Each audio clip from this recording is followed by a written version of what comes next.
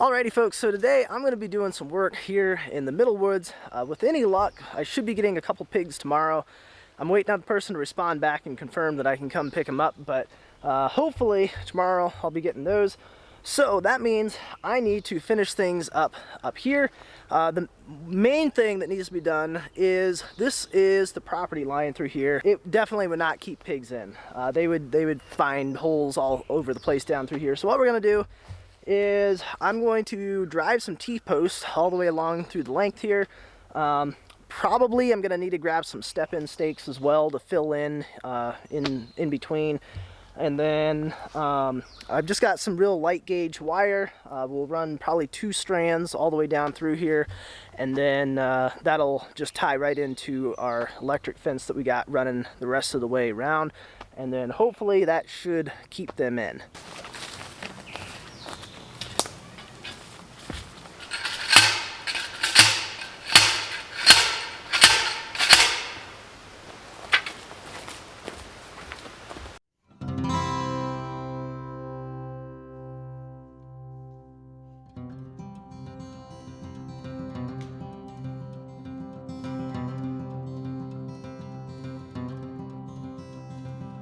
Alrighty, I got a handful of T-posts going down through there. They kind of zig and zag back and forth because we got a bunch of trees right along the line here, so I kind of had to go in and out around those to keep it from touching into anything. But I'm gonna go ahead and string out one line all the way down through here, pull it out, and I think I'll probably carry some insulators for the T-post as I go down, and then maybe pop those on the way back or something.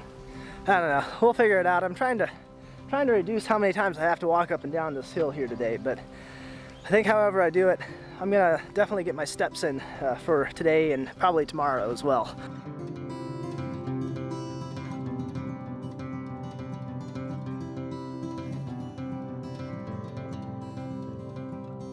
Alright, well, it seems that I'm going to be short a few of the step-in stakes that I'm going to need to fill in between the T-posts going down through here. But I'm going to go ahead and put these in, and then I'll pick up a few more tomorrow morning and get these filled in the rest of the way.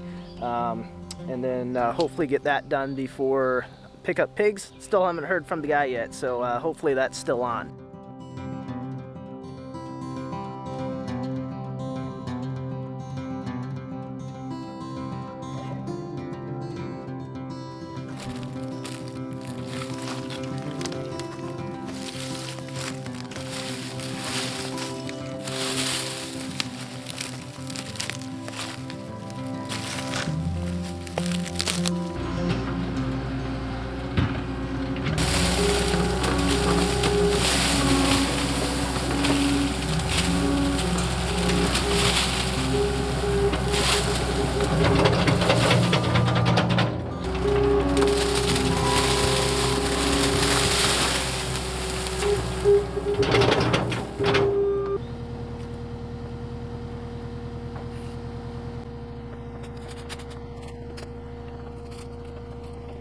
Alright, well, we'll keep an eye on this little area here. It was pretty low. I'd kind of be a little concerned that the piglets might try slipping underneath that wire there.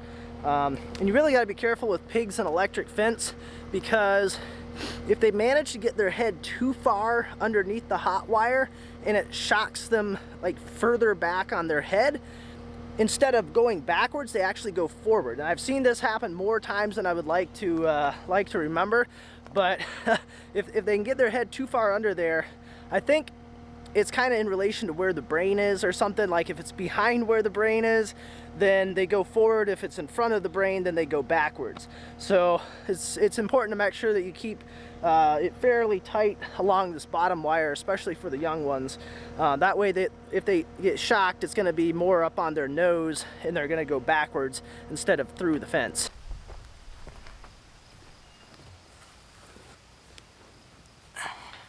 I'm thinking this might be a little bit too much gap under this gate.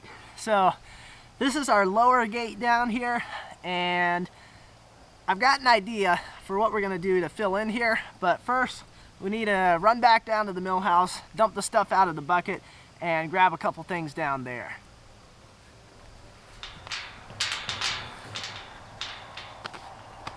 So this is what I've got. Hopefully this is going to work for going underneath the gate. Most of this is actually chunks of concrete. I'm not entirely sure what this was used for, but this was one big slab, and that was towards the end of the old barn that sat right where the high tunnel is now. So like three of the pieces that are in here were what made up the slab, and then I've got that's just a flat rock there, and there's another flat rock back underneath there. So we'll take these up to the gate and dump them up there and do maybe a little bit of digging around in there and see if we can't get these to sit in there right so that we get a little bit less gap underneath that.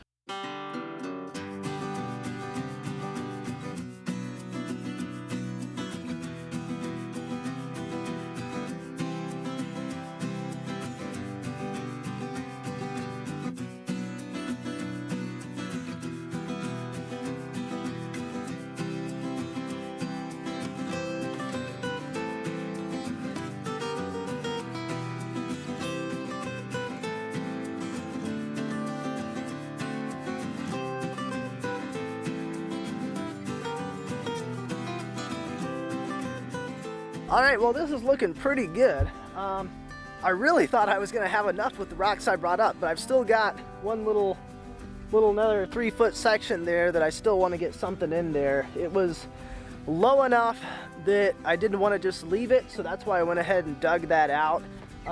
So I need to get a little bit more rock, 1 or 2 more to fit into that little spot, and then I think this gate should be good to go.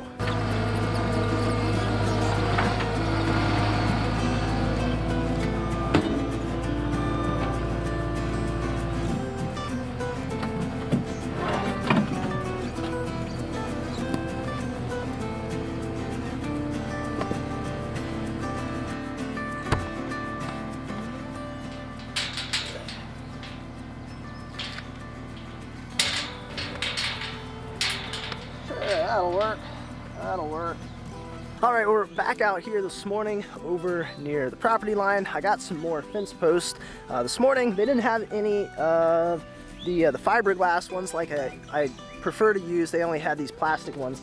I gotta say, I have never seen purple plastic stepping stakes before. That's a first for me. I've seen red and yellow, well, no, I guess no red, yellow, black, and white ones. But that purple, that's a first. But I'm sure the pigs will definitely appreciate having a little splash of color in their pen here in their paddock. That's definitely going to make them grow a whole lot faster with much better tasting pork at the end.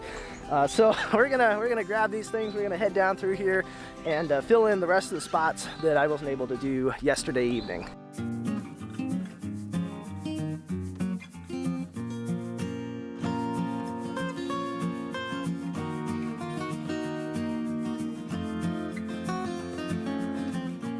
All right, well, that should do it along through here. As long as those wires are nice and hot, it'll keep the pigs in here no problem. Now also around some of the other parts with the kind of the more permanent fencing that we put in, I also put in a few composite posts around there to fix a few high spots going around the rest of the woods. I made a separate video on that, and I think that should already be up. So if you're curious about the composite post, you should go check that one out and see how those composite posts work for filling in between the wooden posts. So the last thing that we need to do for this pig fence is we need to make sure that it actually works for the electric. My dad took care of doing the wiring underneath the gates, going up around the middle woods and getting that tied in. And so how this is going to work is the fence that runs around the spring field is actually tied into a fence energizer that's down by the mill house. So theoretically, if everything's wired together right, which I think it is, as soon as we connect this switch right here, that should send electric up to the middle woods. So we're gonna go ahead and flip this, and then we'll go up around there and test stuff and make sure that it's got a nice good shock to it. All right, let's give this thing a test. I got my high-tech piece of grass here, and put that on the wire. Slowly start moving in. Yeah, right there. I can feel it. That's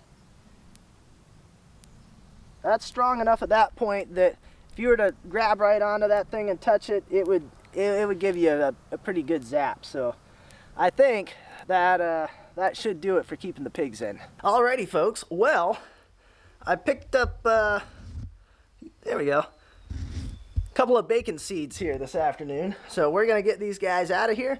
We're right up here near the middle woods. Got a little bit of feed over there and a trough to give them something to munch on here. Get them used to being down around in this area. This is probably where I'll do most of the feed and watering. Eventually I'd like to get like an automatic feeder so I can put a whole bunch in there. It'll be protected from the rain and stuff, but for now this thing will work just fine.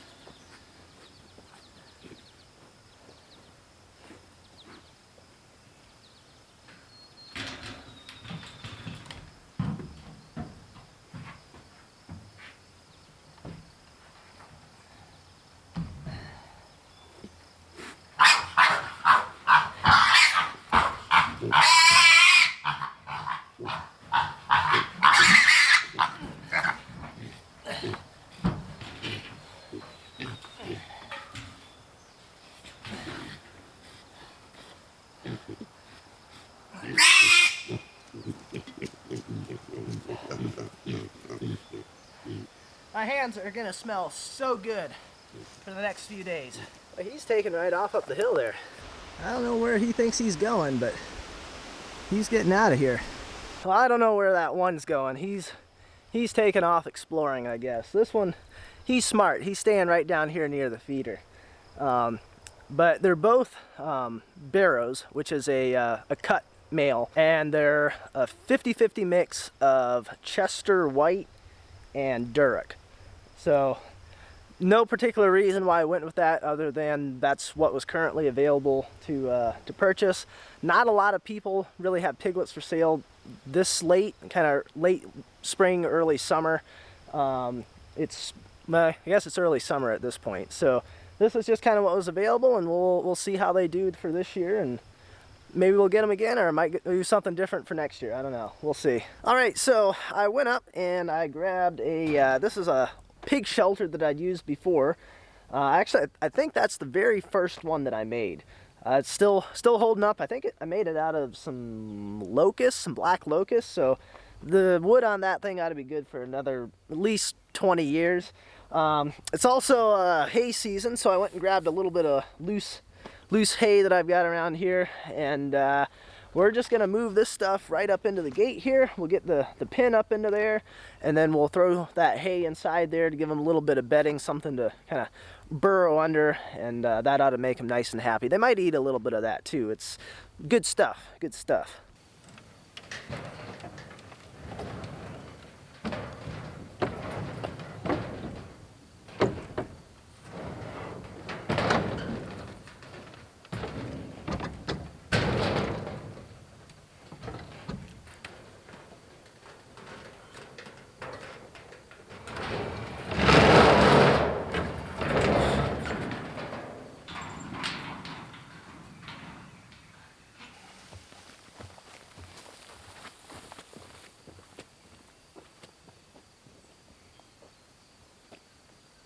Alrighty, so that's what they got.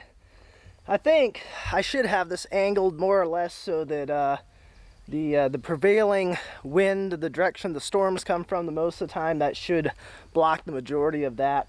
But even if they get a little bit wet, it's summertime, so it's not that big of a deal. It's warm enough. It's not really gonna hurt them. But that should be more than plenty of bedding in there to keep them preoccupied burrowing down in there. They're kind of funny. If you've ever seen them, they'll just get right underneath that hay and they'll just hide right underneath there. They really like getting in stuff like that.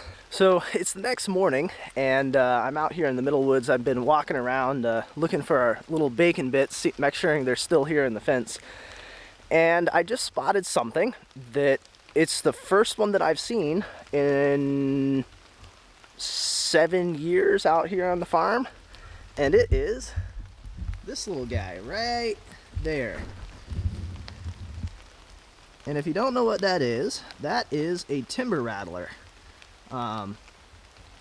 Never seen one here. I've never seen a timber rattle. I've never seen a copperhead around here either. So this is actually the very first venomous snake that I found here at the farm. Well, I finally found them, and they actually weren't all that far away from, well, I think you can see the little shelter over there.